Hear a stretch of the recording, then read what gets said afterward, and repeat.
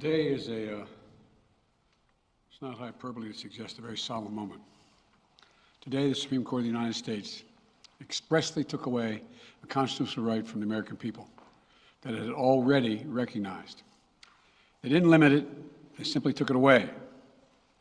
That's never been done to a right so important to so many Americans. But they did it. It's a sad day for the court and for the country. 50 years ago, Roe v. Wade was decided and has been the law of the land since then. This landmark case protected a woman's right to choose, her right to make intensely personal decisions with her doctor, free from the interference of politics.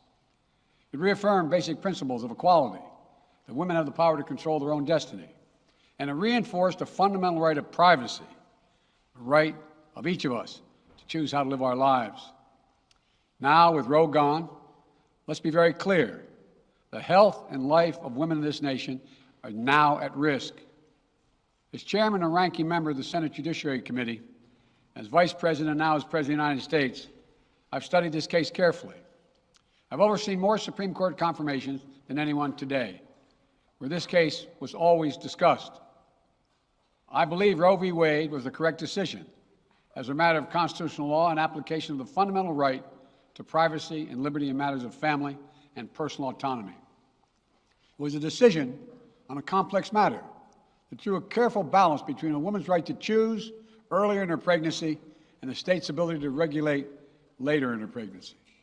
A decision with broad national consensus that most Americans of faith and backgrounds found acceptable, that had been the law of the land for most of the lifetime of Americans today. And it was a constitutional principle upheld by justices appointed by Democrat and Republican presidents alike.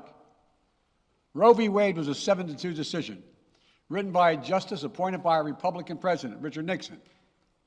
In the 5 decades that followed Roe v. Wade, justices appointed by Republican presidents from Eisenhower, Nixon, and Reagan, George W. Bush, were among the justices who voted to uphold the principles set forth in Roe v. Wade. It was 3 justices named by one president, Donald Trump, who were the core of today's decision to upend the scales of justice and eliminate a fundamental right for women in this country. Make no mistake, this decision is a culmination of a deliberate effort over decades to upset the balance of our law. It's a realization of an extreme ideology and a tragic error by the Supreme Court, in my view. The court has done what it has never done before, expressly take away a constitutional right that is so fundamental to so many Americans that had already been recognized.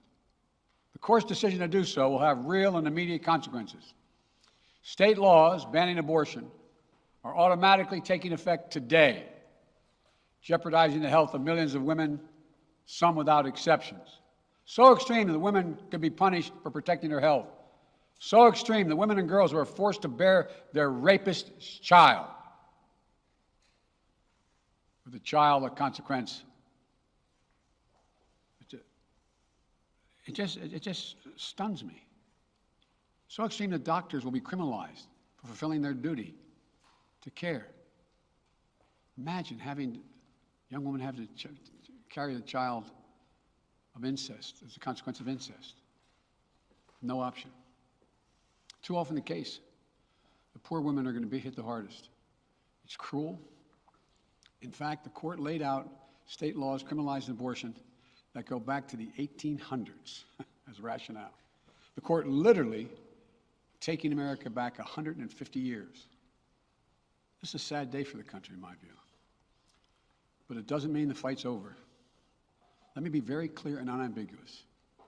The only way we can secure a woman's right to choose, the balance that existed, is for Congress to restore the protections of Roe v. Wade as federal law. No executive action from the president can do that. And if Congress, as it appears, lacks the votes to do that now, voters need to make their voices heard.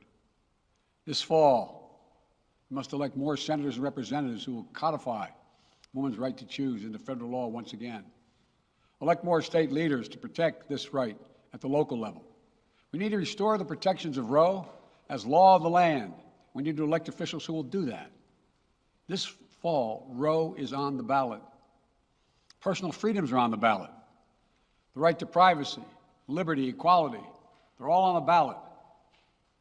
Until then, I will do all in my power to protect a woman's right in states where they will face the consequences of today's decision.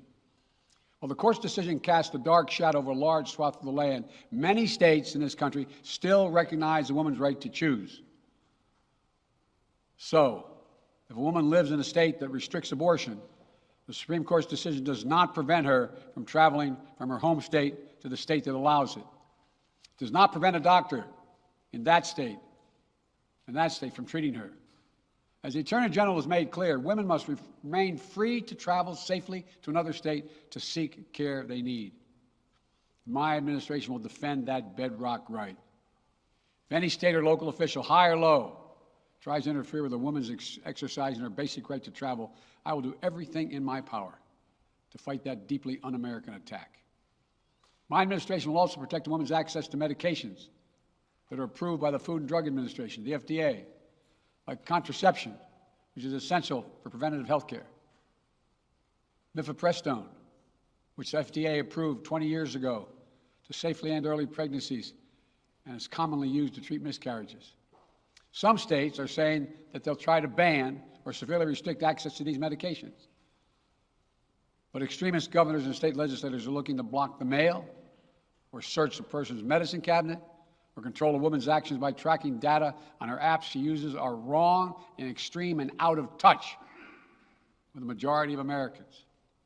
The American Medical Association, the American College of Obstetricians and Gynecologists wrote to me and Vice President Harris stressing that these laws are not based on evidence and asking us to act to protect access to care. They say by limiting access to these medicines, maternal mortality will climb in America.